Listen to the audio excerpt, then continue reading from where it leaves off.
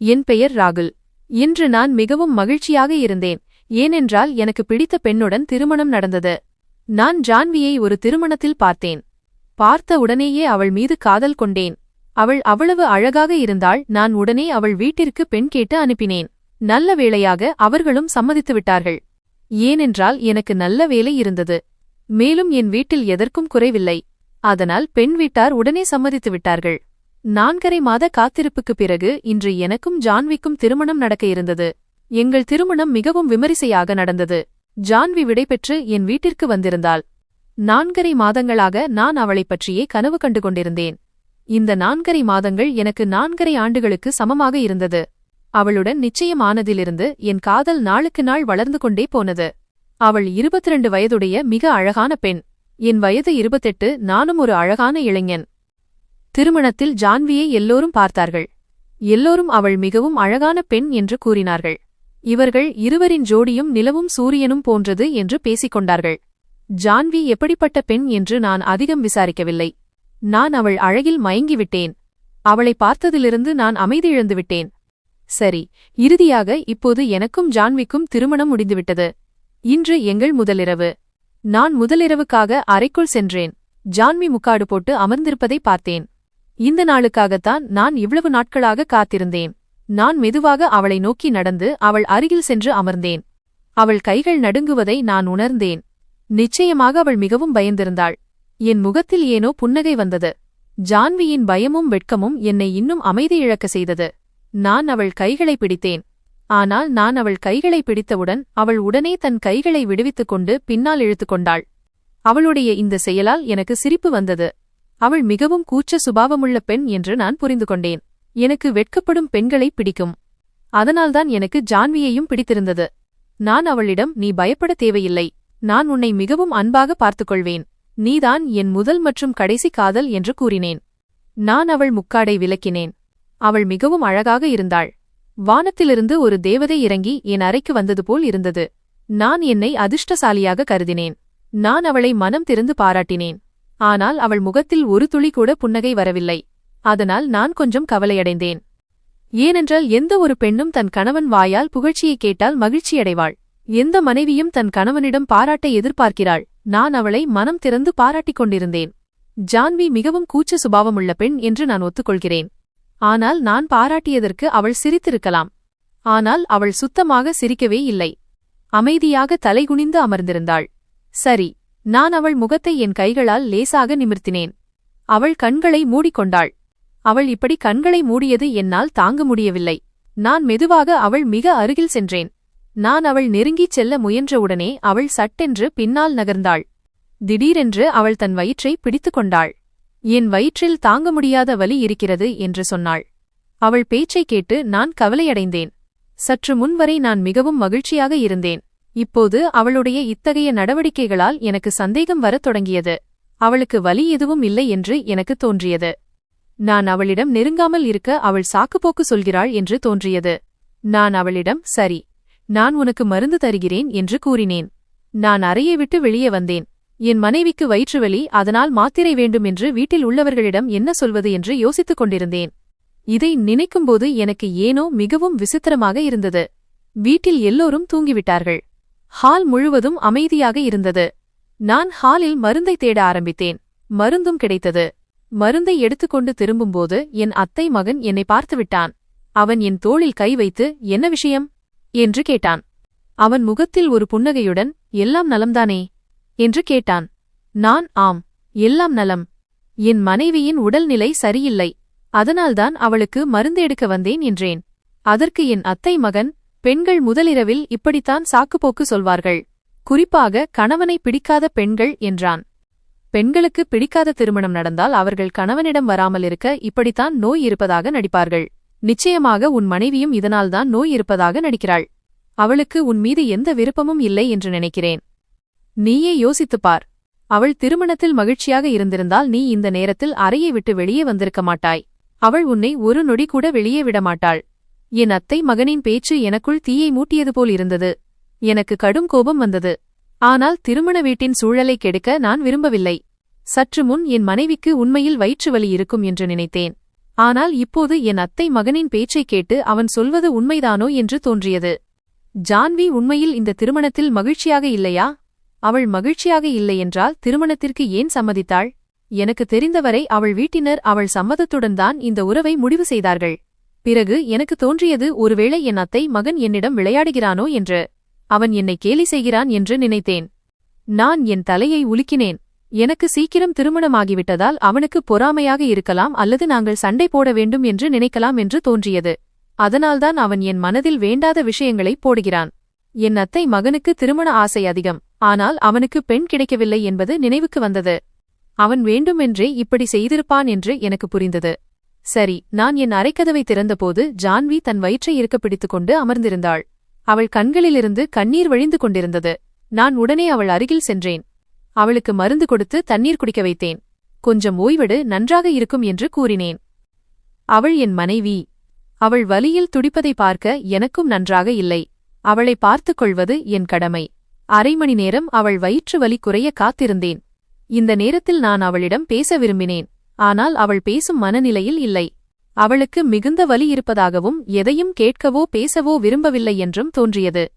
ஏமாற்றத்துடன் நான் மொபைலில் கேம் விளையாட ஆரம்பித்தேன். நீண்ட நேரம் நான் கேம் விளையாடினேன். பிறகு தலையை நிமிர்த்தி பார்த்தபோது ஜான்வி தூங்கிவிட்டாள். எனக்கு மிகவும் ஏமாற்றமாக இருந்தது. இந்த இரவுக்காக நான் பல கனவுகளை கண்டிருந்தேன். என் காதலை அடைந்து விடுவேன், ஜான்வியுடன் புது வாழ்க்கையை தொடங்குவேன் என்று நினைத்தேன். நாங்கள் நிறைய பேசுவோம், காதலை பரிமாறிக்கொள்வோம் என்று நினைத்தேன். ஆனால் என்னால் காதலை சொல்லவும் முடியவில்லை, அவள் அருகில் செல்லவும் முடியவில்லை. எனக்கு தூக்கம் வரவில்லை. என் கண்கள் ஜான்வியையே பார்த்து கொண்டிருந்தன. அவள் தூங்கும்போது மிகவும் அழகாக இருந்தாள். என்னால் இருக்க முடியவில்லை. என் உணர்ச்சிகள் வெளிவந்தன. நான் ஜான்வியின் கைகளை பிடித்து அசைத்து, ஜான்வி, இப்போது வலி எப்படி இருக்கிறது என்று கேட்டேன். சாக்கு சொல்லி அவளை எழுப்ப நினைத்தேன். என் குரல் கேட்டு அவள் பாதி தூக்கத்தில் இருந்தாள். தனக்கு மிகவும் வலிப்பதாகவும் தூங்க வேண்டும் என்று மட்டும் சொன்னாள். ஏமாற்றத்துடன் நானும் தூங்கிவிட்டேன். வேறு என்ன செய்வது? காலையில் எழுந்தபோது அவள் சாதாரணமாக இருந்தாள், நானும் சாதாரணமாக இருந்தேன். முதலிரவு இப்படி கழிந்ததில் எனக்கு வருத்தம் இருந்தது. ஆனால் பாவம், அவள் உடல்நிலை சரியில்லை, பரவாயில்லை என்று என்னை நானே தேற்றிக் கொண்டேன். காலையில் அவள் நன்றாக தெரிந்ததால் நான் என் காதலை மனம் திறந்து சொன்னேன். முதல் பார்வையிலேயே நான் எப்படி அவள் மீது பைத்தியமானேன் என்பதையும் அப்போதே திருமணம் செய்ய முடிவு செய்ததையும் சொன்னேன். என் பேச்சைக் கேட்டு அவள் மகிழ்ச்சியடைந்தாள். அவள் வெட்கத்துடன் சிரித்தாள். அவள் நடவடிக்கையை பார்த்து எனக்கு மகிழ்ச்சியாக இருந்தது. இரவில் உண்மையில் அவளுக்கு உடல்நிலை சரியில்லை என்று புரிந்து கொண்டேன். ஒருவேளை வயிற்று வலி அதிகமாக இருந்திருக்கலாம். ஆனால் நான் அவள் அருகில் செல்ல முயன்றபோது அவள் மீண்டும் வயிற்றை பிடித்துக் கொண்டாள். எனக்கு வலி ஆரம்பித்துவிட்டது என்று சொன்னாள். அவள் சொன்னதை கேட்டு எனக்கு விசித்திரமாக இருந்தது. சற்று முன்வரை நன்றாக இருந்தவளுக்கு திடீரென்று எப்படி வலி வரும்? நான் அவளை மருத்துவரிடம் அழைத்துச் செல்லவும் முடியாது. திருமணமான முதல் நாளே மனைவியை மருத்துவரிடம் அழைத்துச் சென்றால் மக்கள் என்ன நினைப்பார்கள்? நம் ஊரில் இதுபோன்ற விஷயங்களை அபசகுணமாக கருதுவார்கள். முதலிரவு விடிந்ததும் மனைவியை மருத்துவரிடம் அழைத்துச் செல்வதைப் பற்றி மக்கள் தவறாக பேசுவார்கள். அவளுக்கு வலி இருக்கிறது என்று எனக்கு தெரியும். ஆனால் நான் அவளை மருத்துவரிடம் அழைத்து சென்றால் மக்கள் பேசத் தொடங்கிவிடுவார்கள். என் உறவினர்கள் சூழல் வேறு, ஒருவர் மீது ஒருவர் பொறாமை கொள்வார்கள். இப்படிப்பட்ட நிலையில் ஜான்வியை மருத்துவரிடம் அழைத்து செல்வது சரியல்ல. நான் திருமணத்திற்கு நிறைய செலவு செய்திருந்தேன். நாங்கள் பணக்காரர்கள் இல்லை என்றாலும் தகுதிக்கு மீறி செலவு செய்திருந்தோம். உறவினர்கள் யாரும் இவ்வளவு செலவு செய்வதில்லை, கஞ்சத்தனம் செய்வார்கள்.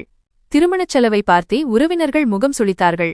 இவ்வளவு செலவு செய்ய என்ன அவசியம் என்று பேசிக் கொண்டிருந்தார்கள். இந்த நிலையில் மனைவியை மருத்துவரிடம் அழைத்துச் சென்றால் விஷயம் எங்கேயோ போய்விடும் என்று எனக்கு தெரியும். அதனால் நான் ஜான்வியிடம் நீ ஓய்வெடு என்று சொல்லிவிட்டு அறையை விட்டு வெளியே வந்தேன். வீட்டில் உள்ளவர்களும் உறவினர்களும் விழித்திருந்தார்கள். என் வாடிய முகத்தை பார்த்து அவர்கள் பல விஷயங்களை யூகித்தார்கள். என்னிடம் எதுவும் சொல்லவில்லை என்றாலும் அவர்கள் பார்வையில் பல அர்த்தங்கள் இருந்தன. என் சோகத்தை மறைக்க நான் மிகவும் முயற்சி செய்தேன். நான் மகிழ்ச்சியாக இருப்பதாக வெளியில் காட்டிக்கொண்டேன். ஆனால் என் கண்களை பார்த்து என் மனநிலையை அவர்கள் புரிந்து கொண்டார்கள். சிறிது நேரத்திற்குப் பிறகு நான் அறைக்கு திரும்பியபோது ஜான்வி படுக்கையில் இல்லை. குளியலறையிலிருந்து தண்ணீர் சத்தம் வந்தது. அவள் குளித்துக் கொண்டிருந்தாள். ஆனால் என் பார்வை படுக்கை விரிப்பின் மீது பட்டபோது என் காலடியில் பூமி நழுவியது. அப்படி ஒரு காட்சியை நான் நினைத்துக்கூட பார்க்கவில்லை. வெள்ளை நிற படுக்கை விரிப்பில் சிவப்பு நிற கரைகள் இருந்தன. அது எனக்கு வேறு ஏதோ கதையைச் சொல்லிக் கொண்டிருந்தது. இதெல்லாம் என்ன நடக்கிறது? எனக்கு ஒன்றும் புரியவில்லை. சிறிது நேரத்தில் ஜான்வி குளித்துவிட்டு வந்தாள். எனக்கு கோபம் தலைக்கேறியது. நான் அந்த கரைகளைப் பற்றி அவளிடம் கேட்டேன். அவள் பதற்றமடைந்தாள். அந்த கரைகளை அவள் கவனிக்காமல் குளிக்கச் சென்றது போல் தெரிந்தது. அவள் அதிர்ச்சியுடன் அந்த விரிப்பை பார்த்தாள். என் கோபம் உச்சத்தில் இருந்தது. நான் பல கேள்விகள் கேட்டேன். ஆனால் அவள் பதில் சொல்லவில்லை. எனக்கு உடனே பதில் வேண்டும். இதெல்லாம் என்ன? இல்லையென்றால் இப்போதே விவாகரத்து கொடுத்து விடுவேன் என்று கத்தினேன். என் மிரட்டலை கேட்டு அவள் இன்னும் பயந்து போனாள். என் அருகில் வந்து என் உதட்டில் கை வைத்து விவாகரத்து வேண்டாம் என்று கெஞ்சினாள். அப்படியானால் இந்த கரைகளுக்கு என்ன காரணம் என்று சொல் என்று கேட்டேன். அவள், எனக்கு சில நாட்கள் அவகாசம் கொடுங்கள், நான் எல்லாவற்றையும் சொல்கிறேன்.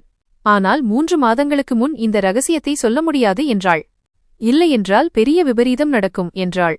அவள் பேச்சில் எனக்கு நம்பிக்கை வரவில்லை. காரணமில்லாமல் சாக்கு சொல்வது போல் இருந்தது. எனக்கு இப்போதே பதில் வேண்டும். இரவும் என்னை நெருங்க விடவில்லை. காலையிலும் உன் நடவடிக்கை சரியில்லை. இப்போது இந்த கரைகள். நான் காதலித்து திருமணம் செய்தேன். காதலில் குருடாகி உன்னை பற்றி விசாரிக்கவில்லை. ஆனால் இப்போது ஏனோ உன் நடத்தை எனக்கு பிடிக்கவில்லை. உன்னை திருமணம் செய்து தவறு செய்துவிட்டேனோ என்று தோன்றுகிறது. அப்படி என்ன ரகசியம் 3 மாதங்களுக்கு முன் சொல்ல முடியாத அளவுக்கு என்று கோபமாக, ஆனால் குரலை தாழ்த்தி பேசினேன். என் குரல் வெளியே கேட்டால் எனக்குத்தான் அவமானம். என் திருமண வாழ்வு ஆரம்பத்திலேயே கசந்துவிட்டது என்று மக்கள் சந்தோஷப்படுவார்கள். என் நிலைமை எப்படி இருந்தாலும் அதை சொல்லி மக்களை சந்தோஷப்படுத்த நான் விரும்பவில்லை. என் ரகசியத்தை எதிரிகளுக்குச் சொல்லாதவன் நான். என் கோபத்தை பார்த்து ஜான்வி மிகவும் பயந்து அழுதாள். பயத்தில் அவள் கண்களில் கண்ணீர் வழிந்தது. அவள் அழுவதைப் பார்த்து என் மனம் வலித்தது. என்ன இருந்தாலும் அவள் என் காதலி. அவள் அழுவதை பார்த்து என்னால் நிம்மதியாக இருக்க முடியவில்லை. நான் அவளை அழவேண்டாம் என்று சொல்லி படுக்கையில் அமர வைத்தேன். அறைக்கதவு திறந்திருந்தது என்பதை நாங்கள் கவனிக்கவில்லை. ஜான்வி அழுது கொண்டே கைகூப்பி, தயவு செய்து இதை யாரிடமும் சொல்லாதீர்கள்.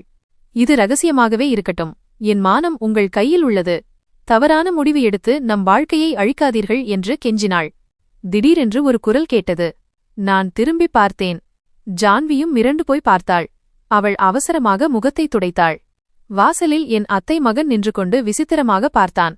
அவன் கோபமாக உள்ளே வந்து, என்ன ஆச்சு நீ? ஏன் அழுகிறீர்கள்? ராகுல் ஏதாவது சொன்னானா? என்னிடம் சொல்லுங்கள், நான் எல்லோரிடமும் சொல்கிறேன் என்றான். என் அத்தை மகனின் நடவடிக்கையை பார்த்து நான் அவனை முறைத்தேன். ஜான்வி என்னை பார்த்துவிட்டு தலை குனிந்தாள்.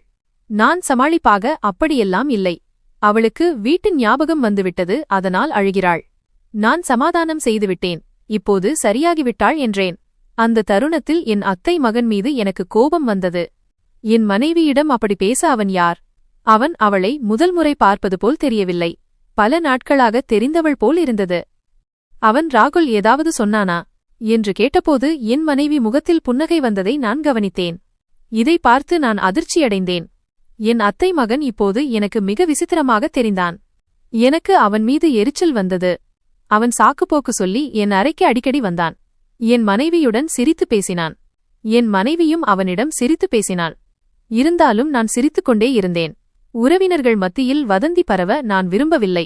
திருமண நிகழ்ச்சிகள் முடிந்து உறவினர்கள் கிளம்பிக் கொண்டிருந்தார்கள். ஜான்வி எல்லோரிடமும் சொல்லிவிட்டு அறைக்குச் சென்றாள். என் சித்தி என்னை அழைத்து, ராகுல், ஜான்வியை வெளியே வரச் சொல் என்றார். நான் சரின்னு சொல்லிவிட்டு என் அறையை நோக்கிச் சென்றேன். பாதி திறந்திருந்த கதவின் வழியே நான் கண்ட காட்சி என்னை உறைய வைத்தது. என் அறையில் என் தம்பி நின்று கொண்டிருந்தான். அவன் என் மனைவியின் முடியை கோதிக் கொண்டிருந்தான். இதை பார்த்து நான் அதிர்ச்சியடைந்தேன். என் காதல், என் மனைவி என் தம்பியுடன் இவ்வளவு நெருக்கமாக நின்று கொண்டிருந்தாள். நான் உள்ளே செல்வதா அல்லது திரும்புவதா என்று புரியவில்லை. என் தம்பி என்னை பார்த்துவிட்டான். அவன் பதற்றத்துடன், அண்ணா, அண்ணி தலையில் சேஃப்டி பின் மாட்டிக்கொண்டது. அதை எடுக்கத்தான் வந்தேன் என்று கதை கட்டினான்.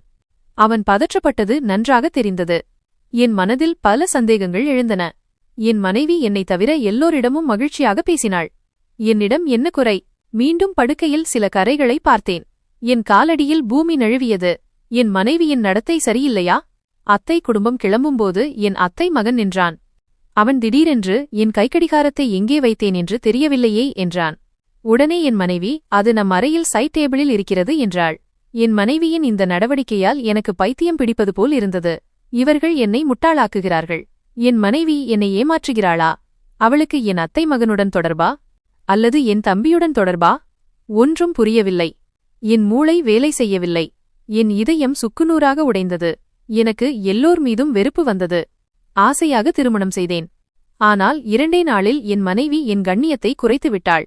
முகத்தில் அப்பாவியாக தெரிந்தவள் உள்ளே இவ்வளவு மோசமானவளா? நான் நினைத்து கூட பார்க்கவில்லை. எல்லாவற்றையும் விட என் தம்பி மற்றும் அத்தை மகன் மீது எனக்கு வருத்தம் இருந்தது. என் தம்பி கார்த்தி பெண்களுடன் சுற்றுபவன் என்று எனக்கு தெரியும். அவன் மாதத்திற்கு 3-4 பெண்களை மாற்றுவான். ஆனால் வீட்டிற்குள் தன் அண்ணியிடமே இப்படி நடப்பான் என்று நான் எதிர்பார்க்கவில்லை. என் சந்தேகத்தில் என் அத்தை மகன் விவேக்கும் இருந்தான். அவன் கடிகாரம் என் அறையில் என்ன செய்கிறது? நான் உடனே என் அறைக்குச் சென்றேன். பைக் சாவியை எடுத்துக்கொண்டு வீட்டை விட்டு வெளியே வந்தேன். நான் தனியாக இருக்க விரும்பினேன். என் கனவுகள் அனைத்தும் நொறுங்கிவிட்டன. எப்போது இரவு வந்தது என்று கூட எனக்கு தெரியவில்லை. எனக்கு ஒன்றுமே புரியவில்லை. அம்மாவும் அப்பாவும் என் மொபைலில் தொடர்ந்து போன் செய்து கொண்டே இருந்தார்கள். அவர்களின் புது மருமகள் என்னென்ன செய்கிறாள், அவளுடைய நடவடிக்கைகள் பற்றி எனக்கு தெரியும் என்று நான் எப்படி அவர்களிடம் சொல்வது? அதனால்தான் நான் வீட்டை விட்டு வெளியே வந்தேன். நான் ஏதாவது ஒரு காரணத்தைச் சொல்லிவிட்டு சிறிது நேரத்தில் வீடு திரும்பினேன். ஒரு பெண்ணை துன்புறுத்தி அல்லது என் ஆண்மையைக் காட்டி அவளை காயப்படுத்தி என் அவமானத்திற்கு பழிவாங்கும் ஆண்களில் நான் ஒருவன் இல்லை. நான் வீட்டிற்கு வந்ததும் புது மனைவியை தனியாக விட்டுவிட்டு எங்கே போனாய் என்று அம்மா என்னை மிகவும் திட்டினார்கள். அம்மா, என் நண்பன் ஒரு பிரச்சனையில் மாட்டிக்கொண்டான், அவனுக்கு என் உதவி தேவைப்பட்டது, அதனால்தான் போனேன் என்று நான் ஒரு பொய்யைச் சொன்னேன். அம்மா என் மீது கோபப்பட்டார். இனிமேல் எங்கே சென்றாலும் ஜான்வியிடம் சொல்லிவிட்டு செல் என்று கூறினார். நான் சரி என்று தலையசைத்தேன். சரி, பரவாயில்லை, நாங்கள் எல்லோரும் சாப்பிட்டுவிட்டோம், நீ சாப்பிடு என்று அம்மா சொன்னார். அம்மா, நான் வெளியே சாப்பிட்டுவிட்டுதான் வருகிறேன் என்று நான் அம்மாவிடம் பொய் சொன்னேன். ஏனென்றால் என் பசி அப்போதே செத்துவிட்டது. சரி, உன் அறைக்கு செல், ஜான்வி உனக்காக காத்திருப்பாள். அவள் சாப்பிடாமல் இருந்தாள், நீ போன் எடுக்காததால் நான் அவளை வற்புறுத்தி சாப்பிட வைத்தேன் என்று அம்மா கூறினார். நல்லது செய்தீர்கள் என்று சொல்லிவிட்டு நான் என் அறையை நோக்கி நடந்தேன். இன்று எப்படியாவது என் மனைவியிடம் அவள் ஏன் இப்படி செய்கிறாள் என்று கேட்க வேண்டும் என்று நினைத்தேன். அவளுக்கு என்னை பிடிக்கவில்லை என்றால் அவள் ஏன் என்னை திருமணம் செய்து கொண்டாள்? அவள் வாழ்க்கையில் வேறு யாராவது இருந்திருந்தால் என்னை திருமணம் செய்திருக்க கூடாது. நான் கதவை திறந்தபோது அறையில் இருட்டாக இருந்தது. லைட்டை போட்டபோது ஜான்வி போர்வையை போர்த்திக் கொண்டு தூங்குவதைக் கண்டேன். இதை பார்த்ததும் எனக்கு பயங்கர கோபம் வந்தது. இன்று ஜான்வியிடம் எல்லாவற்றையும் தெளிவுபடுத்த வேண்டும் என்று நினைத்தேன். கோபத்தில் போர்வையை இழுத்தபோது நான் கண்ட காட்சி என்னை அதிர்ச்சியடையச் செய்தது. இது என்ன செயல்? அங்கே ஜான்வி இல்லை, அதற்கு பதிலாக தலையணைகள்தான் வைக்கப்பட்டிருந்தன. ஜான்வி இங்கே இல்லை என்றால் இந்த நேரத்தில் எங்கே இருப்பாள்? எல்லோரும் சாப்பிட்டுவிட்டு தங்கள் அறையில் இருந்தார்கள். ஜான்வி எங்கே சென்றிருப்பாள் என்று நான் யோசிக்க ஆரம்பித்தேன். திடீரென்று என் தம்பி கார்த்திக்கின் ஞாபகம் வந்தது. ஏன் என்று தெரியவில்லை, என் கால்கள் தானாகவே என் தம்பியின் அறையை நோக்கி நகர ஆரம்பித்தன. நான் கார்த்திக்கின் அறையை நெருங்கியபோது எனக்கு சில குரல்கள் கேட்டன. அது வேறு யாருமல்ல, ஜான்வியின் குரல்தான். அந்த குரலை கேட்டுக்கொண்டே நான் அருகில் சென்றபோது நான் கேட்ட விஷயம் என் காலடியில் இருந்த பூமியை நழுவச் செய்தது. ஜான்வி பூனில் யாருடனோ பேசிக் கொண்டிருந்தாள். ராகுலுக்கு தெரியாது. எந்த கணவனும் இதை பொறுத்துக்கொள்ள மாட்டான் என்று உனக்கே தெரியும். இந்த ரகசியம் தெரிந்தால் என் உயிருக்கே ஆபத்து வந்துவிடும். நேற்றிரவு கூட பல காரணங்களைச் சொல்லி அவரை என்னிடமிருந்து விலக்கி வைத்தேன். அவர் தெரிந்து கொண்டால் நான் இங்கே நின்றிருக்க மாட்டேன் என்று கூறினாள். ஜான்வியின் வாயிலிருந்து இத்தகைய வார்த்தைகளை கேட்பது எனக்கு ஒரு பேரழிவாக இருந்தது. அவள் இன்னும் ஏதோ பேசிக் கொண்டிருந்தாள். ஆனால் அதற்கு மேல் கேட்கும் தைரியம் எனக்கு இல்லை. என் காதுகள் அடைத்துவிட்டது போல் இருந்தது. என் மூச்சு தொண்டையில் சிக்கிக் கொண்டது. எவ்வளவு பெரிய துரோகம் இது! என்னை ஒரு கோமாளியாக்கிவிட்டாள். நான் மெதுவாக நடந்து என் அறைக்கு வந்து அமைதியாக அமர்ந்தேன். சிறிது நேரத்திற்குப் பிறகு ஜான்வியும் அறைக்கு வந்தாள். நான் அப்படி அமர்ந்திருப்பதை பார்த்து அவள் திகைத்துப் போனாள். நீ வேறு யாரையாவது விரும்பும்போது ஏன் என்னை திருமணம் செய்ய சம்மதித்தாய்? எனக்கு பதில் வேண்டும் என்று நான் நேரத்தை வீணடிக்காமல் அவளிடம் கேட்டேன். என் கேள்வியால் அவள் முகம் வெளிறிப் போனது. அவள் என் அருகில் வந்து என் கையை பிடித்துக்கொண்டு அமர்ந்தாள். ராகுல், அப்படி எதுவும் இல்லை. நீங்கள் என்னை தவறாக புரிந்து கொள்கிறீர்கள். நான் உங்களை மட்டுமே நேசிக்கிறேன். வேறு யாரையும் பற்றி நினைத்துக்கூட பார்க்க முடியாது என்றாள். அவளுடைய ஒவ்வொரு வார்த்தையும் எனக்கு பொய்யாக தோன்றியது. நான் அவள் கையை உதறிவிட்டு, பொய் சொல்லாதே, அப்படியென்றால் ஏன் என்னிடமிருந்து விலகிச் செல்ல காரணங்களை தேடுகிறாய் என்று கேட்டேன். என் பேச்சைக் கேட்டு ஜான்வி அமைதியானாள். நான் உங்களுக்கு எல்லாவற்றையும் சொல்வேன், ஆனால் அதற்கு நீங்கள் காத்திருக்க வேண்டும். முழுமையாக 3 மாதங்கள் என்றாள். நான் அமைதியாகிவிட்டேன்.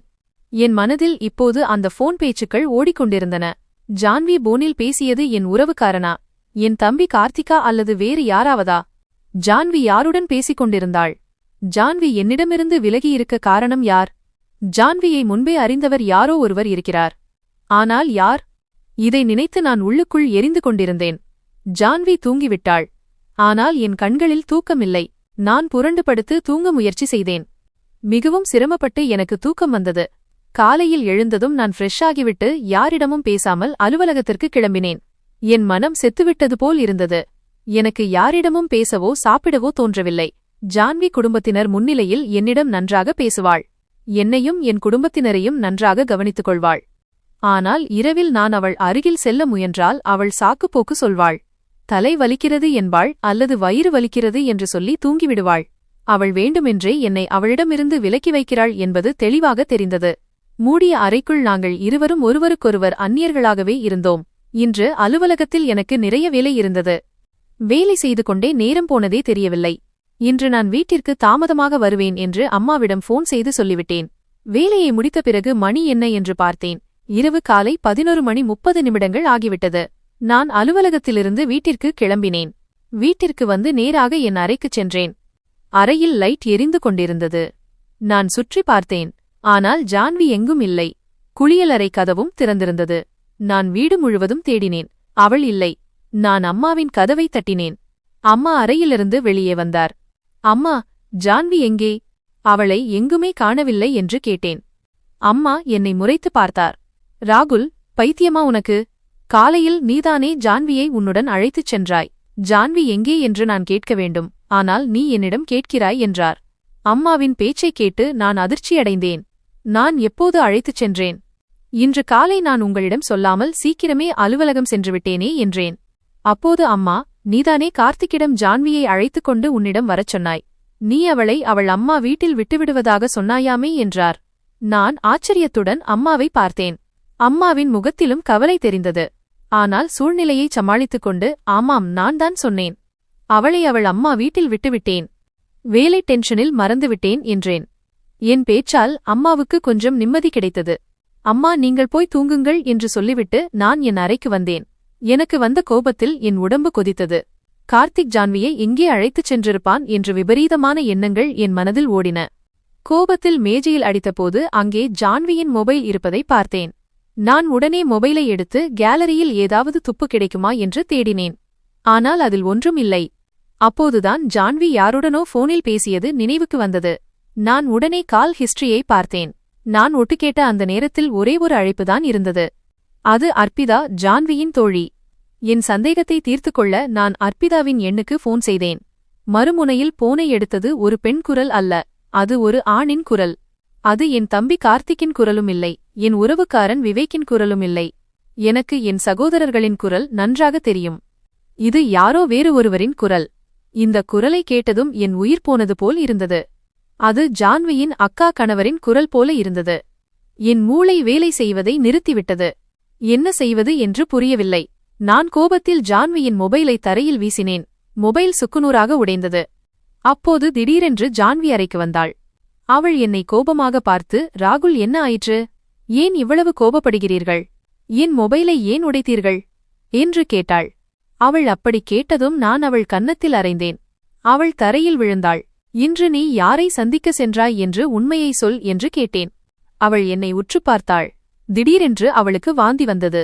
அழுது கொண்டே வயிற்றை பிடித்துக்கொண்டு பாத்ரூமிற்குள் ஓடினாள். அவளுடைய இந்த நிலைமை என்னை யோசிக்க வைத்தது. ஜான்வி கர்ப்பமாக இருக்கிறாளா? அவள் வெளியே வந்தபோது அழுது கொண்டிருந்தாள். முகம் வெளிறிப் போயிருந்தது. நான் கையெடுத்து கும்பிடுகிறேன். என் மீது இப்படிப்பட்ட கேவலமான பழியை போடாதீர்கள். நான் யாருடனும் தவறான உறவு வைத்துக் கொள்ளவில்லை. என்னை நம்புங்கள் என்று அழுது கொண்டே மயங்கி விழுந்தாள்.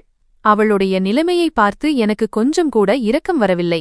அவள் எனக்கு துரோகம் இழைத்துவிட்டாள் என்ற எண்ணமே எனக்கு இருந்தது. எந்த ஒரு ஆணும் தன் மனைவி வேறொருவரின் குழந்தைக்கு தாயாகப் போவதை தாங்கிக் கொள்ள மாட்டான். நான் ஜான்வியை இதுவரை தொடக்கூட இல்லை. ஆனால் அவளுக்கு வாந்தி வருகிறது என்றால் அவள் வேறொருவரின் குழந்தையை சுமக்கிறாள் என்று அர்த்தம். இதை நினைத்தாலே எனக்கு ஜான்வி மீது அருவருப்பாக இருந்தது. அப்போது என் தம்பி அறைக்கு வந்தான். ஜான்வி கீழே கிடப்பதை பார்த்து பதறிப்போய் அவளை நோக்கி ஓடினான். அன்னிக்கு என்னாச்சு? நீங்கள் என்ன செய்தீர்கள் என்று என்னிடம் கேட்டான். நான் ஏற்கனவே கடும் கோபத்திலிருந்தேன். கார்த்திக்கின் கேள்வி என் கோபத்தை அதிகப்படுத்தியது.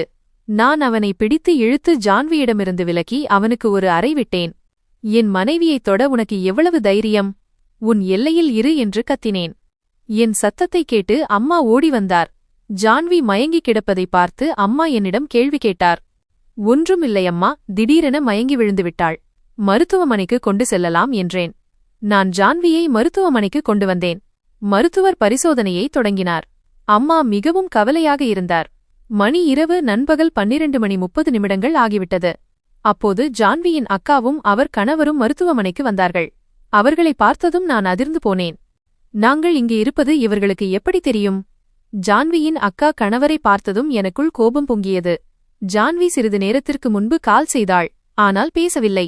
என்ன ஆயிற்று என்று பார்க்க வீட்டிற்குச் சென்றோம். அங்கேதான் நீங்கள் மருத்துவமனைக்கு வந்திருப்பது தெரிந்தது என்று அவர் கூறினார். அப்போது நர்ஸ் வந்து ஜான்விக்கு நினைவு திரும்பிவிட்டதாக கூறினார். எல்லோரும் உள்ளே சென்றார்கள். நான் வெளியே நின்றுவிட்டேன். சிறிது நேரம் கழித்து நான் உள்ளே சென்று எல்லோரையும் வெளியே போகச் சொல்லிவிட்டு மருத்துவரிடம் கேட்டேன், டாக்டர், ஜான்விக்கு என்ன ஆனது என்று கேட்டேன். ஜான்வி பயந்து போனாள். இரத்த அழுத்தம் குறைந்ததால் மயங்கிவிட்டார். உணவில் கவனம் செலுத்துங்கள் என்று டாக்டர் கூறினார். எனக்கு எதுவும் புரியவில்லை. நான் எதுவும் பேசாமல் வீட்டிற்கு வந்து படுத்துவிட்டேன். இது நிச்சயம் என் தம்பி கார்த்திக்கின் வேலையாகத்தான் இருக்கும் என்று நினைத்தேன். 3 மாதங்கள் முடிந்ததும் ஜான்வியை விவாகரத்து செய்துவிட முடிவு செய்தேன். மறுநாள் ஜான்வி போனில் யாருடனோ நாளை ரிப்போர்ட் வாங்க வருகிறேன் என்று பேசிக் கொண்டிருந்ததை கேட்டேன். அது கர்ப்பத்தை பற்றிய ரிப்போர்ட் என்று நினைத்தேன். மறுநாள் காலையில் ஜான்வி கிளம்பும் முன்பே நான் கிளம்பி வெளியே காத்திருந்தேன். அவள் ஒரு ரிக்ஷாவில் ஏறினாள். நான் என் பைக்கில் அவளை பின்தொடர்ந்தேன். அவள் மருத்துவமனைக்குள் சென்றாள். நானும் உள்ளே சென்றேன். அவள் ஒரு டாக்டரின் அறைக்குள் சென்றாள். நான் வரவேற்பறையில் சென்று என் மனைவி ஜான்வியின் ரிப்போர்ட் வேண்டும் என்று கேட்டேன். அவர்கள் என்னை நர்ஸிடம் அனுப்பினார்கள். நர்ஸ் என்னிடம் ரிப்போர்ட்டை கொடுத்து, உங்கள் மனைவி உள்ளே இருக்கிறார், இதை மருத்துவரிடம் காட்டுங்கள் என்றார். நான் ரிப்போர்ட்டை வாங்கிக் கொண்டு வீட்டிற்கு வந்துவிட்டேன். அறைக்கு வந்து அந்த ரிப்போர்ட்டை படித்து பார்த்ததும் என் காலடியில் பூமி நழுவியது. அதிர்ச்சியில் ரிப்போர்ட் கையிலிருந்து கீழே விழுந்தது. நான் தலையை பிடித்துக்கொண்டு அமர்ந்தேன். அப்போது ஜான்வி அறைக்குள் வந்து என்னை பின்தொடர்ந்து மருத்துவமனை வரை வந்தீர்கள், ரிப்போர்ட்டையும் வாங்கினீர்கள். ஆனால் ஏன் அதை டாக்டரிடம் காட்டவில்லை என்று கேட்டாள். ராகுல், நான் கெட்டவள் இல்லை. உங்கள் மீது ஆணையாக சொல்கிறேன், நான் உங்களை மட்டுமே நேசிக்கிறேன். கார்த்திக்கிற்கு என் நோயைப் பற்றி தெரியும். அதனால்தான் அவன் எனக்கு உதவி செய்தான். என்னை மருத்துவமனைக்கு அழைத்துச் சென்றான். நான் உங்களை மிகவும் காதலிக்கிறேன் என்றாள். அவள் சொன்னதைக் கேட்டு நான் அவளை கட்டிப்பிடித்துக் கொண்டேன். ஜான்வி, இப்படி ஒரு விஷயமிருந்தால் முதலிரவிலேயே என்னிடம் சொல்லியிருக்கலாமே என்று கேட்டேன். அதற்கு அவள், 3 மாதங்கள் பொறுத்திருங்கள் என்று நான் சொன்னேனே என்றாள். திருமணம் நிச்சயமான பிறகுதான் எனக்கு இந்த நோய் இருப்பது தெரிந்தது. 3 மாதங்கள் முடியும் வரை கணவருடன் இணைய வேண்டாம் என்று டாக்டர் கூறினார்.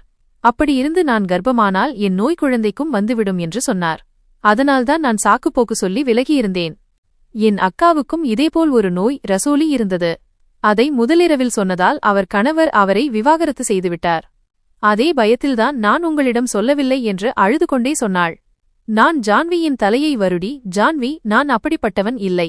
நீ முதலிலேயே சொல்லியிருந்தால் நான் உன் நடத்தையை சந்தேகப்பட்டிருக்க மாட்டேன். என்னை மன்னித்துவிடு என்றேன். ஜான்வி என்னை மனதார மன்னித்துவிட்டாள். நான் என் தம்பி கார்த்திக்கிடமும் மன்னிப்பு கேட்டேன். அவனும் என்னை மன்னித்தான். ஜான்வி உண்மையைச் சொன்னதும் என் கண்களில் கண்ணீர் வந்தது. அவளை வெகுநேரம் அணைத்துக் கொண்டிருந்தேன். என் அன்பான மனைவியை சந்தேகப்பட்டதற்காக நான் மிகவும் வருந்தினேன். அந்த நாளுக்குப் பிறகு என் எண்ணமே மாறிவிட்டது. ஜான்வி மெதுவாக குணமடைந்து கொண்டிருந்தாள். நான் ஒவ்வொரு நொடியும் அவளை கவனித்துக் கொண்டேன். அவளுடன் அமர்ந்து அவள் மனதிலிருப்பதைக் கேட்டு அவளுக்கு எந்த குறையும் ஏற்படாமல் பார்த்துக் கொண்டேன். நான் என் அம்மாவிடமும் உண்மையை சொல்லிவிட்டேன். அம்மாவும் ஜான்வியை கட்டிப்பிடித்து, மகளே, இவ்வளவு பெரிய விஷயத்தை உன் மனதில் மறைத்து வைத்திருந்தாயே, எங்களிடம் எதுவும் சொல்லவில்லையே. ஆனால் இப்போது நீ தனியாக இல்லை, முழு குடும்பமும் உன்னுடன் இருக்கிறது என்று கூறினார். ஜான்வியின் கண்களில் அன்றுதான் முதல் முறையாக நிம்மதியையும் உண்மையான பாசத்தையும் நான் பார்த்தேன். மெல்ல மெல்ல அவள் சிரிக்க ஆரம்பித்தாள். நான் ஒவ்வொரு மாலையும் அவள் கையை பிடித்துக்கொண்டு அமர்ந்து, பார் ஜான்வி, இனி எந்த வலியையும் எதிர்த்துப் போராட நான் உன்னை தனியாக விடமாட்டேன். நாம் ஒன்றாக இருக்கிறோம், எல்லா கஷ்டங்களையும் நாம் சேர்ந்தே எதிர்கொள்வோம் என்று கூறுவேன். இப்படியே 3 மாதங்கள் கடந்தன. ஜான்வியின் மருத்துவ அறிக்கைகள் அனைத்தும் சாதாரணமாக வந்தன. டாக்டரும், இப்போது நீங்கள் முற்றிலும் நலமாக இருக்கிறீர்கள், நல்ல செய்தியையும் கொடுக்கலாம் என்று கூறினார். அன்று ஜான்வியின் கண்கள் பிரகாசித்தன. அவள் என் அருகில் வந்து, இப்போது எனக்கு உங்கள் அருகில் வர பயமாக இல்லை. எனக்கு இப்போது உங்கள் துணை மட்டுமே வேண்டும், வாழ்நாள் முழுவதும் என்று சொன்னாள். நான் அவள் நெற்றியில் முத்தமிட்டு கூறினேன், ஜான்வி, இந்த 3 மாதங்கள் என் வாழ்க்கையின் மிகப்பெரிய பாடம். இனி வாழ்க்கையில் எது வந்தாலும் நாம் ஒன்றாக சேர்ந்து அதை எதிர்கொள்வோம். சில மாதங்களுக்குப் பிறகு தான் அம்மாவாகப் போவதாக ஜான்வி என்னிடம் சொன்னாள். இம்முறை எனக்குள் எந்த சந்தேகமும் இல்லை, வெறும் மகிழ்ச்சி மட்டுமே இருந்தது. நான் அவளை பார்த்து யோசித்தேன். நான் முன்பே அவள் மீது நம்பிக்கை வைத்திருந்தால் அவளை காயப்படுத்தியிருக்க மாட்டேன், நானும் இவ்வளவு உடைந்திருக்க மாட்டேன். கார்த்திக் உடனான உறவும் இப்போது சரியாகிவிட்டது. அவன் அண்ணி போன்ற மருமகள் ஒவ்வொரு வீட்டிலும் இருக்க வேண்டும். உங்கள் இருவரையும் பார்த்தால் காதலின் மீது நம்பிக்கை வருகிறது என்று கூறுவான். இன்று ராகுலாகிய நான் இந்த கதையை சொல்கிறேன். ஏனென்றால் ஒவ்வொரு கணவனும் ஒவ்வொரு மனிதனும் இதை புரிந்து கொள்ள வேண்டும். ஒரு பெண்ணின் மௌனம் எப்போதுமே அவளது குற்றத்தின் அடையாளம் அல்ல. பல நேரங்களில் அவள் அமைதியாக இருப்பதற்கு காரணம் அவள் உள்ளுக்குள் உடைந்திருப்பாள், பயந்திருப்பாள். அந்த நேரத்தில் அவளுக்கு அன்பு, நம்பிக்கை மற்றும் துணை கிடைத்தால் அவள் முழு வாழ்க்கையையும் மாற்றிக் காட்ட முடியும். என் வாழ்க்கையும் மாறியது. ஏனென்றால் ஜான்வி என்னை மன்னித்தாள். நான் சரியான நேரத்தில் என் அகங்காரத்தை விட்டுவிட்டேன். அந்த நாளுக்குப் பிறகு வாழ்க்கை ஒரு புதிய பாதையில் பயணிக்கத் தொடங்கியது. திருமணமான முதல் நாளில் கூட ஜான்வியின் முகத்தில் நான் பார்க்காத மகிழ்ச்சியை இப்போது பார்த்தேன். இப்போது நாங்கள் வெறும் கணவன் மனைவி மட்டுமல்ல, நல்ல நண்பர்களாகவும் மாறிவிட்டோம். நாங்கள் ஒருவருக்கொருவர் மனதிலுள்ள அனைத்தையும் பேசினோம். இப்போது எங்களுக்குள் எந்த பொய்யும், எந்த சந்தேகமும், எந்த இடைவெளியும் இல்லை. ஜான்விதான் அம்மாவாகப் போவதாக சொன்னபோது என்னால் என் அழுகையை அடக்க முடியவில்லை. அவளை கட்டிப்பிடித்து அழுதே விட்டேன். நான் அப்பாவாகப் போகிறேன் என்று நினைத்தாலே என் கண்கள் கலங்கின. நான் மெதுவாக அவள் வயிற்றில் கை வைத்து, இனி நான் உன்னை இன்னும் அதிகமாக நேசிப்பேன், ஏனென்றால் இப்போது நீ என் மனைவி மட்டுமல்ல, என் குழந்தையின் தாயும் கூட என்றேன். நாட்கள் கடந்தன. ஜான்வியின் உடல்நிலையும் சீராக இருக்கத் தொடங்கியது. நாங்கள் ஒன்றாக மருத்துவரிடம் செல்வோம், ஸ்கேன் எடுப்போம், குழந்தையின் இதயத் துடிப்பைக் கேட்போம். ஒவ்வொரு முறையும் எங்கள் கண்களில் ஒரு ஒளி தோன்றும். நான் ஒவ்வொரு நாளும் அவளுக்காக ஏதாவது ஸ்பெஷலாகச் செய்வேன். அவளுக்கு பிடித்த பொருட்களை வாங்கி வருவேன், கால் பிடித்து விடுவேன், சில நேரம் சும்மா அவள் கையை பிடித்துக் கொண்டிருப்பேன். அம்மாவும் பாட்டியாவதற்கு தயாராகிவிட்டார். வீடு முழுவதும் ஒரு தனி மகிழ்ச்சி இருந்தது. கார்த்திக்கும் மிகவும் மகிழ்ச்சியாக இருந்தான். நாங்கள் இப்போது ஒரு உண்மையான அன்பான குடும்பமாக இருந்தோம். பின்னர் ஒரு நாள் இரவு நள்ளிரவு 2 மணிக்கு ஜான்விக்கு வலி தொடங்கியது. நான் பயந்து போனேன். ஆனால் என்னை சுதாரித்துக் கொண்டு அவளை உடனே மருத்துவமனைக்கு அழைத்துச் சென்றேன். அம்மா, கார்த்திக் எல்லோரும் மருத்துவமனைக்கு வந்துவிட்டார்கள். டாக்டர், சுகப்பிரசவம் நடக்கும், ஆனால் சிறிது நேரம் ஆகும், நீங்கள் பிரார்த்தனை செய்யுங்கள் என்றார். நான் வெளியே அமைதியின்றியும் பயத்தால் நடுங்கிக் கொண்டும் அமர்ந்திருந்தேன். ஒவ்வொரு நிமிடமும் எனக்கு 1 வருடம் போல தோன்றியது. காலை 6 மணிக்கு டாக்டர் வெளியே வந்து சிரித்துக்கொண்டே சொன்னார், வாழ்த்துக்கள் ராகுல்ஜி, பெண் குழந்தை பிறந்திருக்கிறாள். நான் ஓடிச் சென்று உள்ளே பார்த்தேன். ஜான்வி சோர்வாக இருந்தாலும் சிரித்துக் கொண்டிருந்தாள். அவள் மடியில் ஒரு சின்ன உயிர், என் மகள். என் உதடுகள் நடுங்கின. நான் மெதுவாக ஜான்வியின் அருகில் சென்று, நீ என் உலகத்தை முழுமையாக்கிவிட்டாய் ஜான்வி, தேங்க்யூ என்றேன். நான் என் மகளை கையில் ஏந்தினேன். அந்த சின்னஞ்சிறு கைகளால் அவள் என் விரலை பிடித்துக் கொண்டாள். அப்பா, நான் வந்துவிட்டேன், இனி எல்லாம் சரியாகிவிடும் என்று சொல்வது போலிருந்தது. நாங்கள் அவளுக்கு ஸ்னேகா என்று பெயரிட்டோம். அதற்கு அன்பு, பாசம், சொந்தம் என்று அர்த்தம். ஸ்னேகா எங்கள் வாழ்க்கையின் மிகப்பெரிய மகிழ்ச்சியாக இருந்தாள். இப்போது எங்கள் காலை பொழுது அவளுடைய சத்தத்துடனும் இரவு அவளுடைய சின்ன சிரிப்பிலும் கழிகிறது. இன்று நான் என் மகளை மடியில் வைத்துக் கொண்டிருக்கும்போது ஜான்வி டீ கொண்டு வருகிறாள். நாங்கள் இருவரும் சிரிக்கிறோம். ஏனென்றால் இப்போது எங்களிடம் வருத்தப்பட எதுவுமில்லை, வாழ்வதற்கு நிறைய இருக்கிறது.